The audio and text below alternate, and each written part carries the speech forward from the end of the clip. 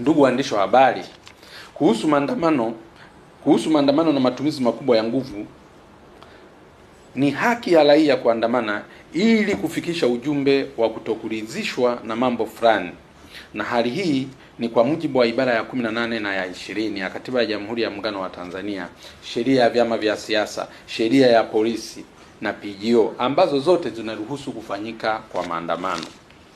Rais hana mamlaka ya kuidhinisha watu kuuawa hata kama kuna ukiukwaji wa haki na uhuru.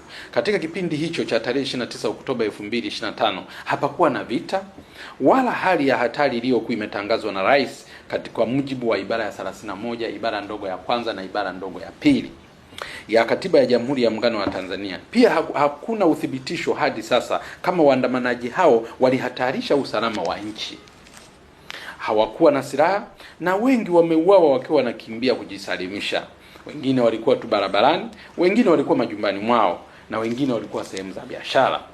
Hivyo kitendo cha kuua waandamanaji na raia wengine ambao hawakuwa sehemu ya maandamano ni kinyume cha sheria ya nchi kwa mujibu wa ibara ya 31(3) ya Katiba ya Jamhuri ya Muungano wa Tanzania, ambayo nainukuu hapa ili isionekane nazungumza maneno yangu. Katika eneo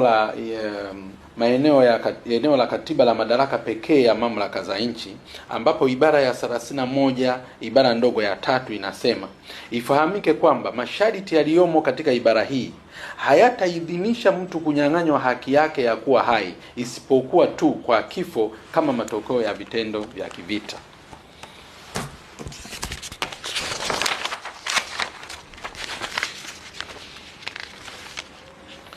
Pia sheria ya polisi, sheria ya matumizi ya silaha, yani the Firearms and Ammunition Control Act na PGO zimeweka ukomo wa kutumia nguvu kubwa kupitiliza, kwamba it must be necessary, proportional and reasonable force kwa vyombo vya dola katika kukabiliana na watuhumiwa. Na pia masharti hayo yamewekwa katika African Charter on Human and People's Right ambayo Tanzania ni mwanachama.